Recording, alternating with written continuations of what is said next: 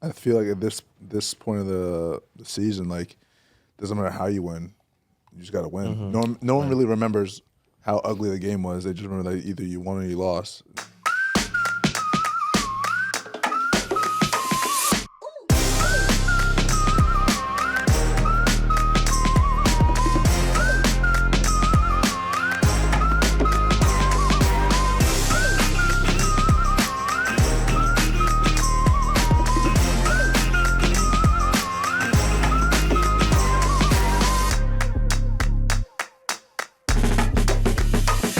What's up, everybody, and welcome to another episode of the Roommates, a Playmaker original, where the vibes and my introductions are always immaculate. Today we have the NBA Hall of Famer, 7-time All-Star, 2-time champion with the Knicks, jerseys hanging in the rafters. Y'all hear him observing and preserving on a nightly basis on the broadcast. The legend, Clyde Frazier, we appreciate you coming on to the podcast, man. Oh, my pleasure, man. And on behalf of the former players, I'd like to say thanks for what you guys are doing for us. We're very proud of you, your success, and obviously good luck in the playoffs. Thank you. I appreciate it. Definitely. Clyde, I have one question for you. So we were talking offset before they came, and you said that there were some similarities between this team and your championship team in the 70s. What are some of those similarities? Well, starting with the coach, very defensive-oriented, like Red Holzman, no nonsense, holding you accountable for what you do. The camaraderie of the players, the unselfishness, the way the ball moves around, helping out on offense, on defense. And, they seem to like each other, so very similar. Yeah. To an extent, yeah, we like each other. Yeah. I got a question, since you guys always, next to the court. Do you guys ever hear thibs holding us accountable? Yeah, we hear him yelling, screaming. I just wanted to make sure, because it's always hard. I know some people on the TV, they can't hear it, but he definitely holds us accountable. They do a good job cutting it out on the broadcast. Yeah, they got to, because it's like every game. You can hear it on the broadcast. You can hear it? Yeah. You can definitely hear it on the broadcast. You know, Well, remember, we used to be adjacent to you guys when they moved us back to the other side. So we can hear Tibbs all the time then. The gruff voice, yelling, screaming. I don't know. Plus, he stands in front of us. Yeah. So the whole game, we're watching him. So When you're doing the game, are you watching the monitor or are you watching the court? I watch the monitor the whole time. Really? Yeah. It's just easier to take everything in, or what? Yeah, you can. The TV is showing you everything. Yeah. So. I'll be kind of. I think I'll be like trying to like go back and forth. That's probably why I wouldn't be good doing it. Do you feel like you guys could focus on if you had to go in the booth and call a game right now? No. I wouldn't. No. That's a different kind of talent. Was it a tough transition for you, going from being a player? Yeah. It's like learning to talk all over again. And you got to have the teamwork with the other guy. But TV is easy because it's like we're just sitting and talking. But I started on radio. So radio, there are nuances. The play-by-play guy does all the talking. Oh, yeah. So you only talk if there's a foul or a turnover. And that's how I started rhyming. The guy I used to work with never let me say anything. I'd be talking and he'd go, "Excuse me, Walt," just talk right over me. So if the guys were doing something, moving the ball, I knew he had to catch his breath. I go, "They're dishing and swishing. They're pounding and astounding." That was all I could get in, man. So that's how the rhyme started.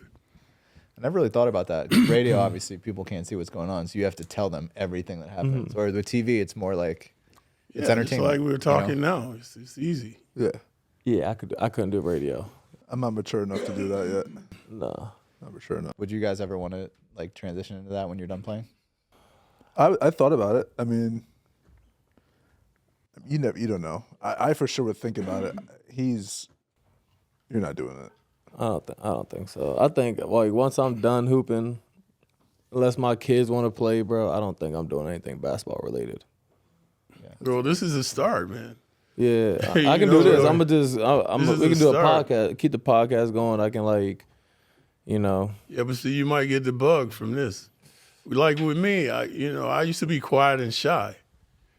So when I got into broadcasting, I go, man, I like this. I've got to get over my shyness, but then it was talking into the mic, and usually come down at halftime, they start playing all the loud music. You got to project your voice over the music, and people yelling, Clyde, give me an autograph, Clyde. It was like total chaos, man.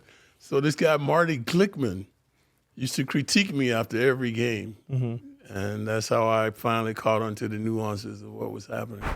If you're a basketball junkie, then you know there's no better time than the NBA playoffs. Twice a week, JJ Redick is cooking on his podcast, The Old Man and the Three. He has guys come on the show at all different stages of their career, talking about all the stories that they've went through as an NBA player. Luka, Tyrese Halliburton, Devin Booker. Even we've been on there, but my episode was definitely better. In addition to player interviews, JJ every Monday talks about the top 3 things that happened around the NBA that week, including having analysis on masterminds like Tim Legler and more. We need a breakdown on every Josh Hart technical and or kick to the back of the head. You won't find another outlet that covers the game as comprehensively as JJ does on The Old Man and the Three. Make this your companion podcast during the playoffs. Listen to Old Man and the Three ad-free on Wondery Plus or wherever you get your podcasts. Have you and Breen always had the chemistry that you guys have, like from day one, or did it take time to build that? Yeah, almost from day one, the first time we ever worked. But Mike, unlike the other guy I worked with on radio, Mike told me, hey, Clyde, people want to hear what you have to say, so just say what you want to say, man. So he gave me the freedom to talk more than the average color guy. That's cool. Yeah, so ego has a lot to do, with anything, with sports or whatever you're doing. If the team has ego problems, they're not going to be champions. Yeah, that's cool. We actually went golfing with Mike earlier this week, and I was talking. I was like, how much longer are you gonna do this? He was like, I don't really know. He was like, the team's playing well, and he was like, I love working with Clyde, man. So as long as Clyde's going, I'm going. I was like, that's really dope to hear. So how do you think the season's going so far? It's been magnificent, man. Considering the injuries when we lost Randall. Doom and gloom loomed. Everybody thought it was over. Then we lost Robinson before that. So where you guys picked it up, everybody elevated their game, and that's what you have to do. Yeah, so like thibs say, you guys have enough. You have enough to do it. Always. There's always a next man mentality we have. We always try and find a way. Yeah. It's funny because I feel like every team, you always go through adversity. Obviously this is coming out, we're playing Philly. They had, injuries throughout the whole season with Joel and them, but, for when you were playing, especially like your championship years, like what was like some like the biggest like adverse situations you guys faced? My most famous game 7. Willis Reed went down, he was injured. So we didn't know if he would play or not. And then when he came on the court, it gave us so much motivation. And I had the 36 points, 19 assists, 7 rebounds, 4 steals. Damn. So hot dogs at halftime. Absurd stat line. Yeah, so that was that catapulted us to our first championship. But, you guys still don't know the advantage of the Garden crowd. You felt it a little bit, but you've never seen them blow the roof off that place. Like it's coming now with Philly. That's crazy then, because we've had some games where they've been bumping. So if that's not blowing the roof off, I can't wait. You haven't seen the full force of Madison Square. They'll be there Saturday. They'll be there Saturday. What's been like what's been the craziest Garden game in your either playing or broadcasting career? Well, Linsanity. When we had Linsanity was crazy. When they had him for two months when he ran amok, doing what he was doing. I never experienced that since Bill Bradley came to the team. When we signed Bill Bradley, that was when the Knicks first started to sell out. They'd never been selling. We used to have doubleheader, guys. We used to play 2 games, like the Celtics and the Pistons would play, and then the Knicks would play. So the Garden always had doubleheaders to try to draw the crowds. Oh, wow. College basketball dominated then. St. John, Iona, all the different colleges, they used to draw sellout crowds all the time, but the pro game was struggling. until we started winning in the 70s. Then it started to become popular. Oh, wow. I didn't know that at all.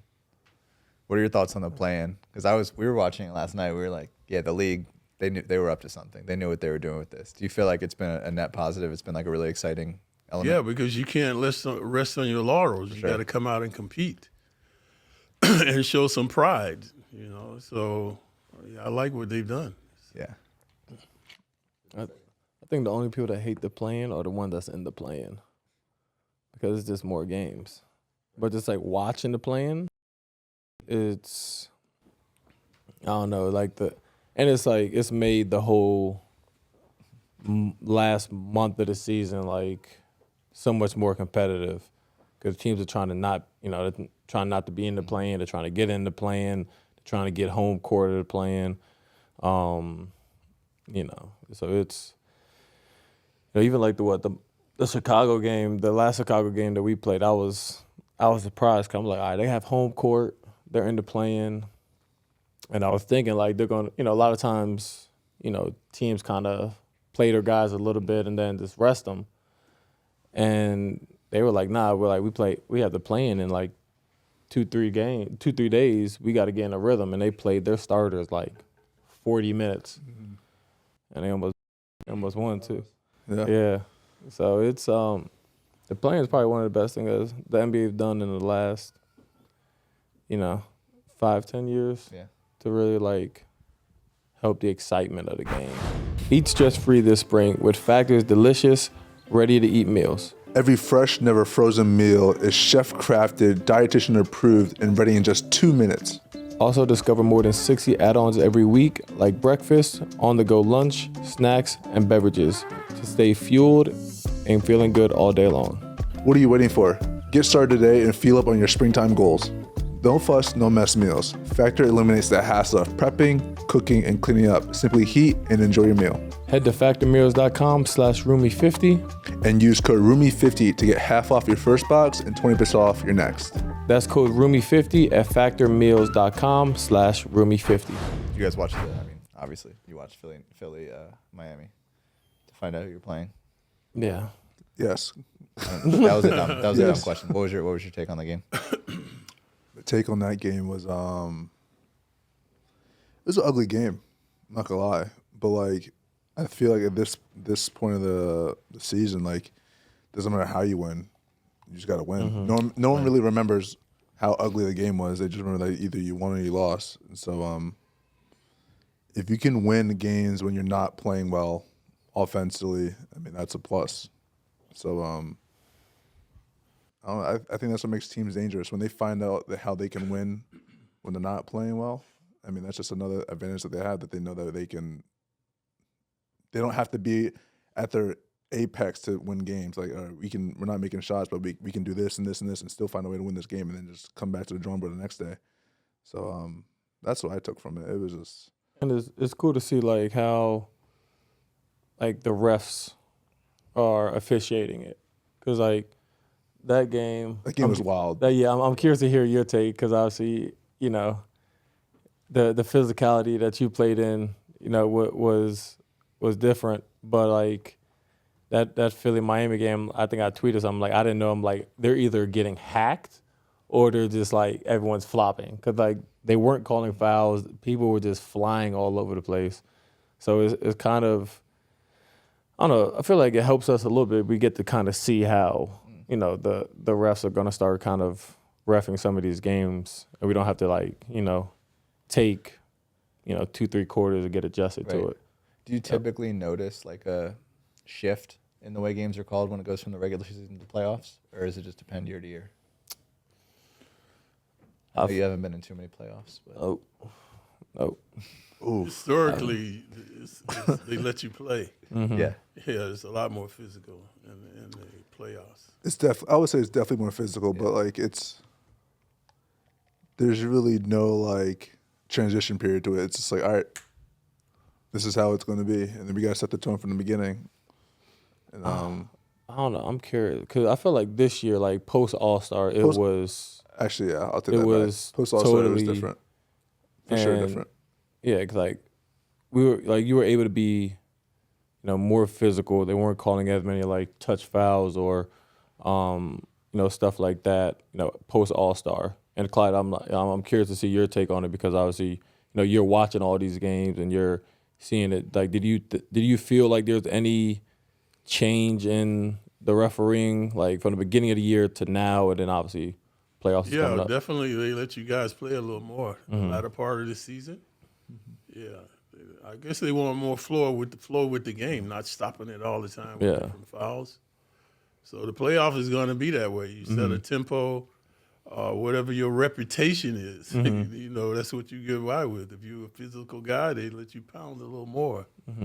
So I used to like that. But my game wasn't physical. I was more finesse, the way I played the game. But I just like what we used to say, no blood, no foul. That's how bad it was, man. So I used to tell the guys, man, we play in the playoff, when they open the locker room, we'd be waiting on them. We'd be outside the door waiting on them, man. It's going to be 48 minutes. But my thing, okay, check this out. When we're in the playoffs, I got to go against maybe Earl the Pearl, Oscar Robertson, Jerry West, JoJo White, Hondo Havlicek. So I got to go out all these, Dave Bing, all these kind of guys, man, to try to hold them to their average, So that was my philosophy. If they're averaging 25, I can't let them get 35 or 40. I got to try to do that. But so then, I got to try to get my 24 and 6 rebounds, 6 assists, man. It was hell getting into the playoffs. And I always said in the playoffs, the regular season, you make your name. Like, you made your name. Playoff is where you gain your fame. This is like I'm walking around 50 years later. We're talking about these babies, man. From the playoffs. Show the cameras. Yeah, you got to show the cameras. Yeah, from the playoffs, the grand duo of the playoffs. So you guys are there right there now trying to get that fame. They bring it back. Today's video is sponsored by Shinola. Born in Detroit, Shinola is a design brand committed to building products and experiences. Don't forget about the unmistakable sense of American design, craft, and quality. They built the first state-of-the-art watch factory in Detroit, the first watch factory in America in 50 years. The long tradition of Detroit watchmaking is underway. Today we got some gifts. We got a Canfield C56 with an Argonite 715 movement. Clearly handmade in Detroit. Sure, even engraved on the back. You love to see it. Ooh, Brunson 11. Beautiful leather strap. The strap feels really good, actually. I'm gonna wear this to the game on Saturday. Yeah, we got ours engraved. You guys can get yours engraved too. This is clearly inspired by the automotive industry in Detroit. In the watch game, the choice is simple. Use code ROOMMATES for 50% off your next purchase. Terms and conditions may apply. Thank you, Shinola, for the gift. We appreciate it. Much love, dope. It's winning time. Winning time. Ooh. Rocking with Shinola. Was it, night and day in terms of, was it noticeably more physical when you played versus the games that you watch now? You can hand check. The hand check, man. Who were the most physical players that you played against? Everybody did it. Really? That was standard. Yeah, this is where you guarded people with the hand check. Yeah. Was it the type of thing though, when you got into the lane, if you were going up for a layup, you knew like you were gonna get? You're gonna get whacked. Really? And then the playoff is worse, especially when you're on the road. You're not getting a lot of calls when you're on the road, man. Yeah, so that you bring that mentality into the game.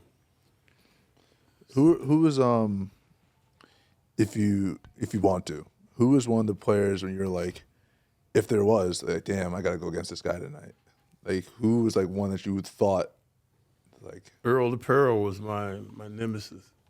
Because this guy was like a globetrotter, he had all this fancy style, man. You didn't want him to score on you, and then when they played in Baltimore, hey, man, all they played was rock music, the Temptations. When Earl got the ball, the whole arena is standing up yelling, Earl, Earl, and they want him to shoot 30, 35 times a game. So, I know I'm up against that. Like I'm saying, I can't let my ego get involved. I just got to tell myself, hey, man, when the game's on the line, I'm going to stop this guy. I'm going to stop him. And, that's what it comes down to. Like the same thing guys have to do with you. They know you're coming. They just can't, Josh probably doesn't believe this, but I played 12 years. I never had a technical foul call on me. Yeah, I don't believe that one, boy. Crazy concept, right? I can't get through 1 month without a tech. So, that was my mentality, being a defensive specialist. Mm-hmm. You just got to, sometime when the girl Earl make a shot, I go, hey, man, great shot, man. Yep. Right. Ain't nothing I can do. Right. Like your parents say, when you're having trouble with these guys, you're talking to your mother, father, uncle, they're saying, you're giving 100%. I go, yeah. They go, hey, man, that's all you can do. Yep. Yeah, as long as I can look in the mirror and say, hey, man, I gave 110%. The guy I couldn't stop him. That's it. Yeah. I know you don't fully get that part, but, you're a bucket getter. We need you. We need you to get buckets. Anyway, let's go back to what he just said. 12 years, no tech? No tech. I'm sorry, I'll shake you. 12 years, no tech? No tech, man. Wow. That is... Well, part of it was growing up, my coaches never allowed me to, allowed us to talk to the refs. Mm. Yeah, so I was never in the habit of contesting calls or whatever, so... You need to coach me then, cause I need to stop. I be berating refs. I can't do that no more. Nah, there's no stopping you. I go in thinking like, all right, I'm not gonna say nothing, and then they be like one call I feel like they missed, and then it's a wrap, and then I'm like full go. So I don't know. Maybe next year I feel like I probably had not too many texts this year. It's probably one of my best years. Really? No. Technical foul wise? Fortunately, that's all public information. Can be Googled. No, bro. You had some... Actually, I can't even say half the stuff that you said to get texts, but... No, you can't say that on here. Are you looking it up? Well, why can't you just go up to the refs? See, I used to look at them. I used to just put my hands on my hip and just look at them. You stupid. How can you make that call? But I don't say anything, so. Nah, Josh. But no, some like even now, some of them be getting, like there's been some that I'll just like stare at. Just like. See, now you got the reputation, though. See, they know. Yeah, you're just a certified asshole. I'll just stare at them and like they just waiting. You can't even stare at him anymore, because remember Rasheed Wallace stared at the ref and got thrown out? Yeah, you can't stare. Can't stare. Crazy. Trying to find where my Trying to text at? intimidate him. Yeah, when it comes to craftsmanship, there's no brand that does it better than Shinola. Shinola is a design brand committed to creating lasting products, from watches to leather goods and even a hotel. Over the last 10 years, Shinola has built and crafted over 1.2 million watches in Detroit. That's the dedication it takes for building things that last. There are a lot of people who are driven by a deep passion when it comes to their craft. That includes like watchmakers and hoopers. That passion is really everything to them. Feel that? Clyde, who are some of the most passionate players you've encountered? Someone from my era? Anyone. Whether you played with, you watched, you... Well, I was unfortunate enough to go up against Jerry West, Big O, Pete Maravich, Tiny Archibald, Earl the Pearl. So Dave Bing, all these guys are Hall of Famers, but with a lot of passion for the game. And I mentioned the big guys, Wilt Chamberlain, Bill Russell. So they also had a tremendous impact on me as well. That's fire. What about? Would you say you have a passion for the game? I mean, what else could drive you to get 14 texts in a season other than just pure raw passion? That's very true. Yeah. I think I have a deep love for the game. I think I have a deeper passion for competitiveness. I 1000% agree. Yeah, I think that's I love the game of basketball, but I think for me, like that ability to compete against the best people at their craft at the highest level, that's what that's what I get up for. What's your secret to bounding? You're a tremendous rebounder. What is the key to it?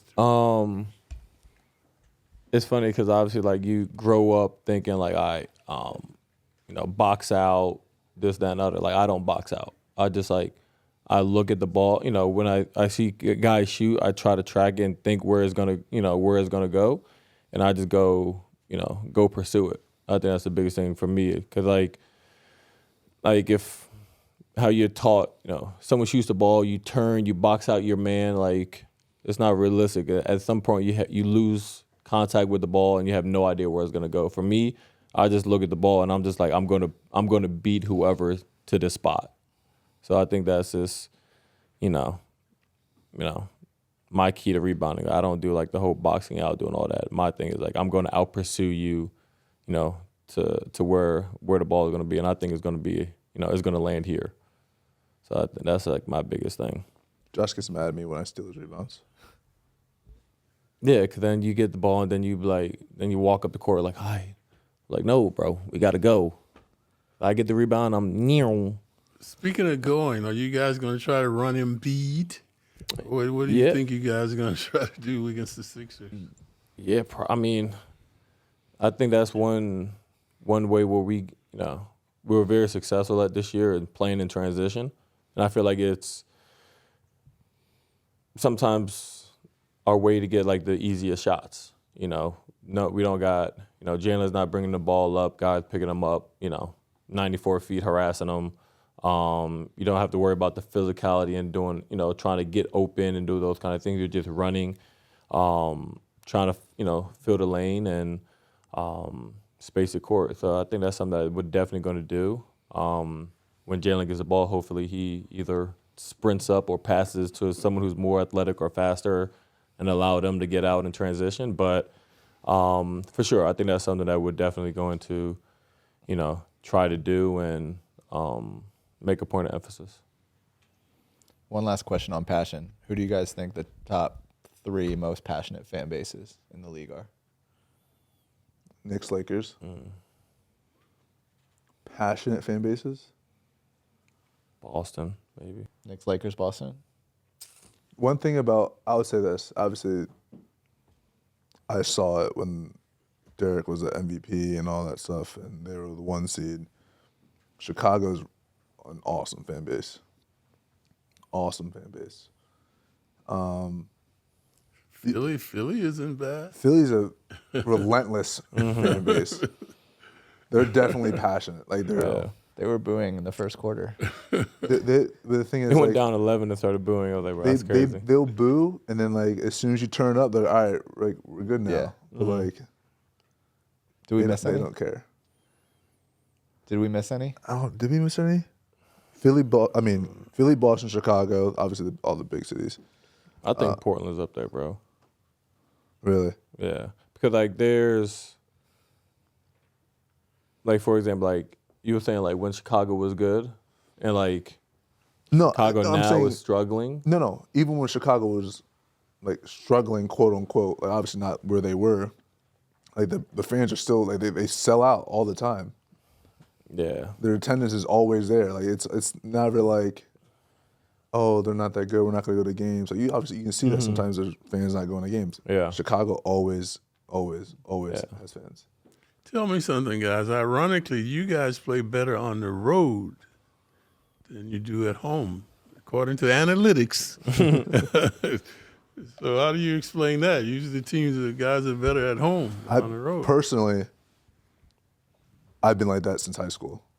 All my best games individually have been on the road. Like, I've always played better on the road. Yeah. I don't know why. It's just... Yeah, I think it's a combination of, like, on the road, I don't even want to say it's, like, it's not even, like, distractions, but, like, on the road, you just have to be better. Like, you have to, take it a step up, just because it's, it's really just you, the guys in the locker room. You're going into an environment where no one cares for you. Yeah, so I think that's part of it, and then, playing in MSG's great, but the downside of playing at MSG is everyone wants to play at MSG. everybody wants to play. Like, dudes sit out games before to play at MSG.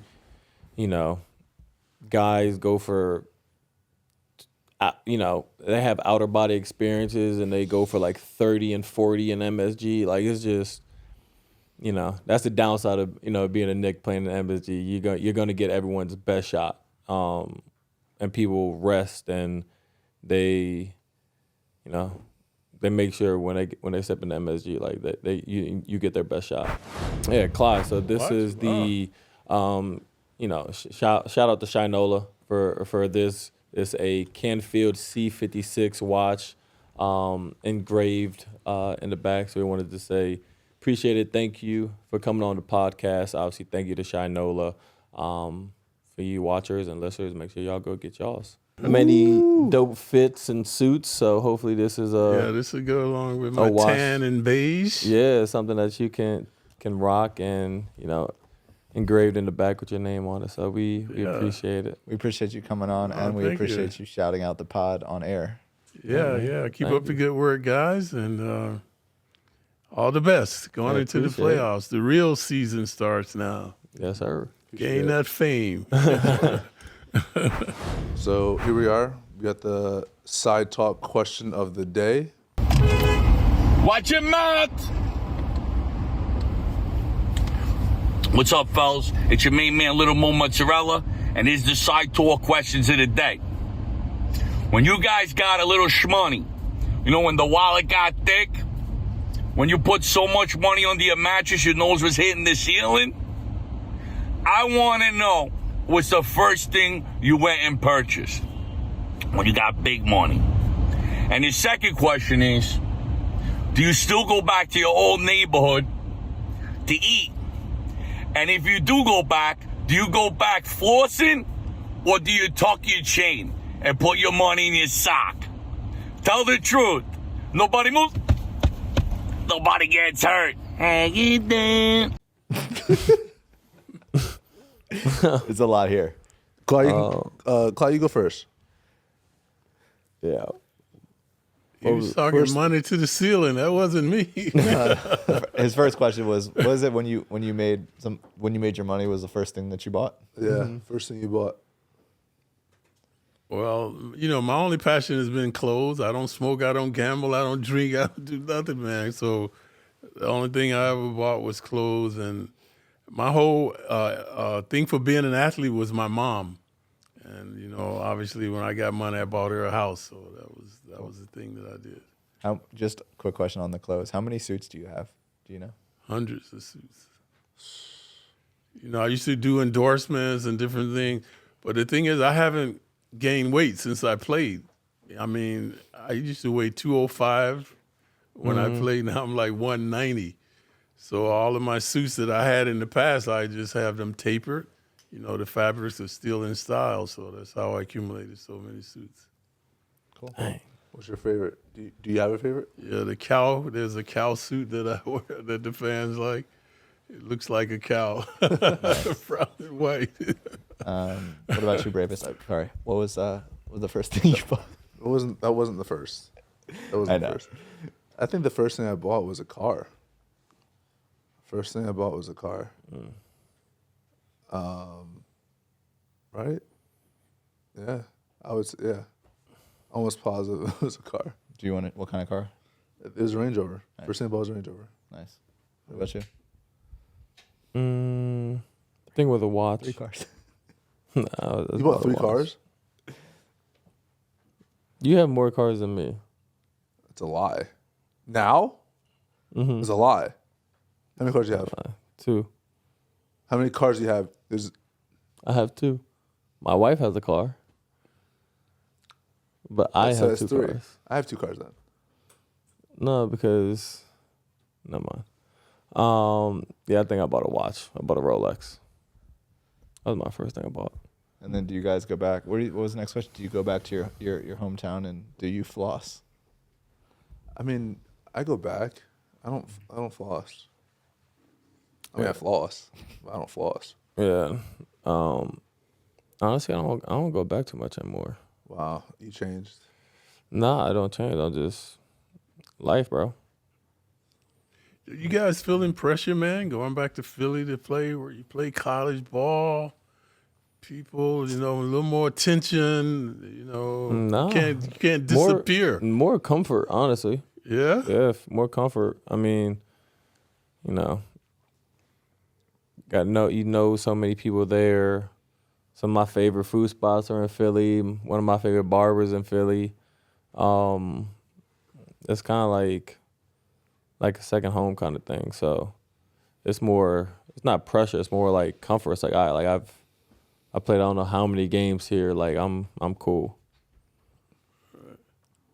We played a whole season in there. Yeah, I played the whole season Because the pavilion was getting redone. Mm-hmm. So we had all our home games there last year at Wells Fargo. So no pressure at all, really. It's weird.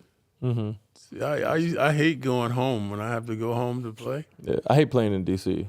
Yeah, you see, it's pressure because you got to get tickets. Mm-hmm. I got to see 2 grandmothers. I got all this food and everything. Right? You're trying to get everything people situated. hassling you for tickets. Yeah, I know, man. you staying the night, you trying to get dinner for everybody and all that. Right. Then your mom said, "Don't let him beat you. You can barely walk. You're so full, man." And So I like to go a place where nobody know me. I can just disappear. No pressure, no tickets. Don't have to worry about anything. All right, so courtesy of our wonderful producer Cam, we have a new segment called Statty Ice. It's a working title. It's pun on my nickname, but we're going to talk about some stats, some fun stats to recap an exciting season. Obviously, stats only tell half the story. We just talked for a while about this very human element to the sport, so I figure we'll talk about the rest. Some are trivia, some are conversation starters. So obviously there's been a lot of talk about the record with OG, 20-3. There's been comparisons to the post trade era when they acquired Josh Hart.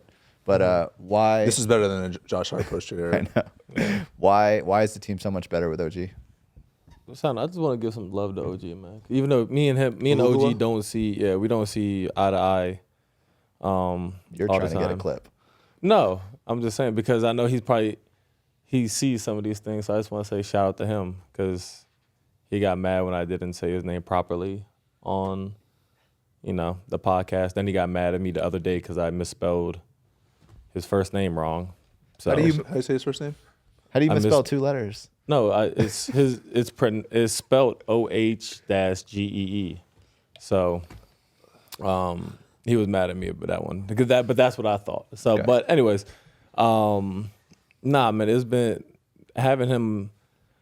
It's been amazing on both sides of the ball because obviously defensively he's someone who can guard, really 1 through 5. Whoever's their go-to guy, we're able to put him on, and then offensively he fits in very well. He's able to space the floor. He makes smart basketball plays, cuts, decision making, those kind of things. So he really just kind of fit into what we were building, and it was just kind of just fit so seamless.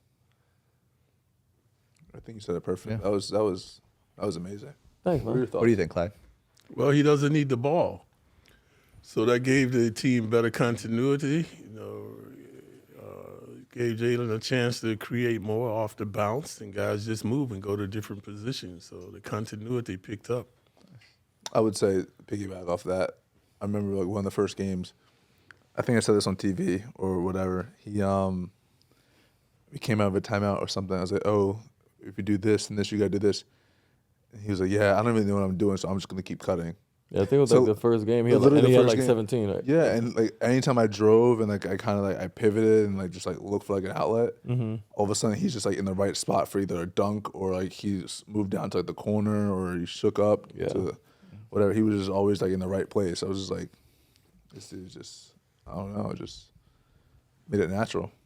Have you noticed a lot of relief for you on defense personally? Because I feel like before it was every single night, the whole time you're in the game, you're guarding the best perimeter player.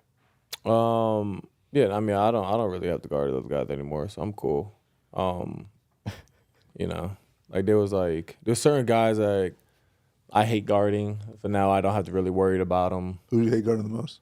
So you're hypocritical because if someone asked you that, you'd say, "Oh, I'm gonna wait till I retire." And then I'll answer. Exactly. Who do I hate guarding the most, dog? Who just baked me this year? Jalen Williams. No. Jalen Williams. No. Demar and ROSA. DeRosa? DeMar DeRosa. I know it's DeRozan, but I always said DeRosa when I was a kid. That's how. Anyways, backstory. But yeah, no, he baked me. He baked me. Easy bake oven? Huh? Easy bake oven? Yeah. All 3 games. Obviously, We played him 4 times, accidentally kicked somebody, got thrown out, so that didn't count. But Accidentally. yeah, accidentally. I had Brucey's on to inspire, but yeah, he When was you're guarding DeRozan, okay, my credentials, I'm a first team All NBA 7 times. Mm-hmm. So my philosophy when I'm guarding the guy is force him to his weakness, what I think his weakness is. Mm-hmm. But I don't see guys doing that today. Like Jalen, come on, man, take away his left hand. They keep letting He's him come done. left. He's going all the way to the hoop. You got to try to force him right, man. You're going to have a better chance of denying him. So the same with DeRozan. I rarely see him dribble left-handed. Mm-hmm. Were you trying to force him that, or does he like contact? Can you a lot of guys don't like to be guys close to them or what? So what's your philosophy on guarding these guys? It's tough. Like with Demar, like I always struggle. Like since I was like a rookie, and part of it is like his ability to get to his spots, even like trying to take away his right hand or trying to take away his mid range. Like it's really impossible to. And it's like his ability to shot fake, footwork, pivot. It's really like a mind game. It was like my first game in LA. When I played against him, it was like he shot fakes every possession. Like don't jump on a shot fake. Da da da. So I didn't jump on a shot fake. I'm not sure how many points he had, but I was like, okay, I did okay. And then the next time we play him, he was in San Antonio. Same thing. Don't jump on a shot fake. So I'm like, all right, I'm not gonna jump on it. And literally every time he got the ball in the mid post turn, there was no shot fake. It was just turn straight cash. So now I'm like, I have no idea if he's shot faking, if he's not shot faking, and he gets so much height on his mid range, and also being 6'6", sometimes you just can't contest it. Sometimes it's that one guy, man. It's always that's why we got OG. So I don't get baked. So he's been baking for 7 years. He's been. If you look at my career stats against him, it's not looking pretty for me. So, you look Moral of the story is take more twos. No, for sure. I would like the game we played in Chicago. I think like OG got in foul trouble, and I think the first half I guarded him, and he was like 1 for 3, or something. And so I'm like, this is how I was like kind of like somewhat taking it personal. I'm like, I knew it first half 1 for 3. I know what he was doing. OG picked up like his 4th foul early, and I had to go on him. Dog, he started baking me in this 3rd quarter. 2 for 1, hit a 3, had like three turnaround fadeaways, had a drive and one. Drive, got to the middle on the high pick and roll, the horns action. So there's just certain guys. You don't play defense. I'm just saying. So I don't know why you talk. You got baked in your matchup against Chicago, and we lost. So I don't want to hear about it. Ayo, Io, I can't pronounce it. Dasumu and Javonte Green baked him. So, and it's more excusable when people bake me because they're supposed to be doing the baking. Oh, okay. So Are you looking it up? I'm looking it up. You guys can finish your conversation with him. All right, next stat. Knicks finished number 2 in points allowed on defense. Last year, number 7. What was the biggest difference? OG Anunoby. To be frank, like, I don't know. And I mean, we should talk about Isaiah because if you look at, not to get too analytical, but I think on the stats he's really up there. Up there in terms. We were talking about it with him off air. Was it like altered shots? Or it was some advanced analytic that he was like bragging to us. He was like number 2 on or something. Getting dunked on, maybe. Just gonna just real quick. What do you think the difference has been? I think Devo has had an impact. He does a good job getting in the passing lanes. Hartenstein, as you alluded to, Precious. I was really amazed with his shot blocking prowess. Sure, I didn't think we had. Yeah. So a lot of guys elevated their defensive game. Deuce. I'm about to say Deuce. So now, and it's like with that, like now if you look at the whole team, you have like Deuce and Dante who was able to guard, some of the smaller, more explosive guards. Then you have, OG, me, and Precious sometimes on the perimeter who all can switch and, guard multiple positions. And obviously you have shot blockers like Mitch and Zay. So I feel like, at least, right now we have, guys defensively that fit everything. And it's not something that we're really lacking on. No, I was just. Did you find it? I have the last 5 games you guys played against each other. Let's see here. You do have a. This your friend, man? No. You do have a better 3-point percentage career. Ooh, So okay, you got there you that. go. You're a shooter. More rebounds, but he has literally everything else. And you know what makes me so mad about Demar? When I'm guarding him, he makes it look so effortless. Like, if you look, he always has like dope, like Kobe PEs and all that. And if you really look at his shoes, like they look like they're barely tied.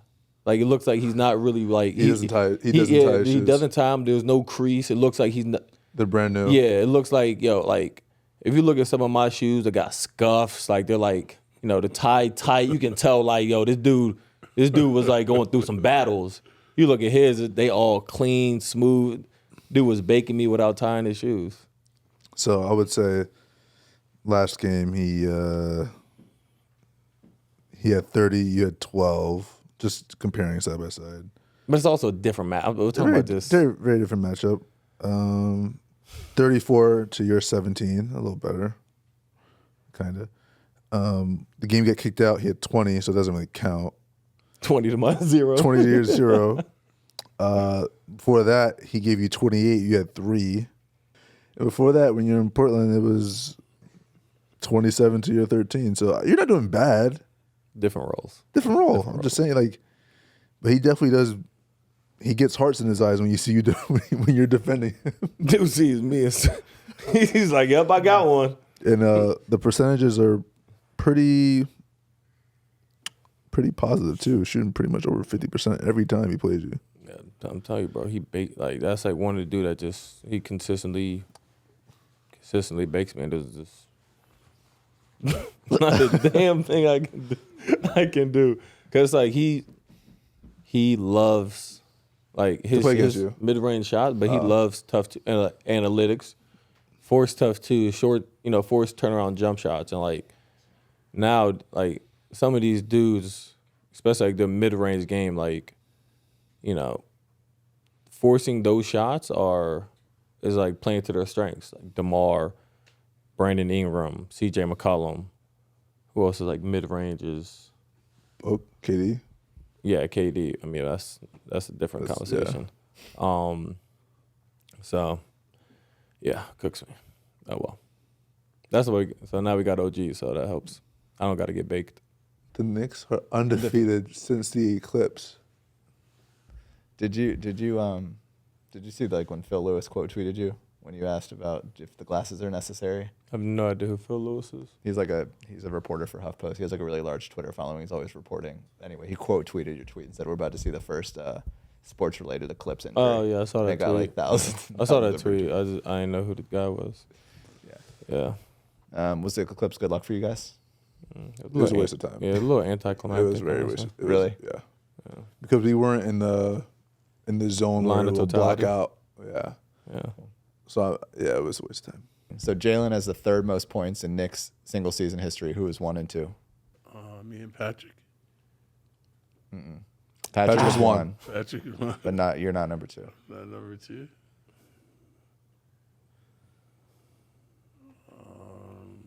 Richie Gary. Yeah. Number 2.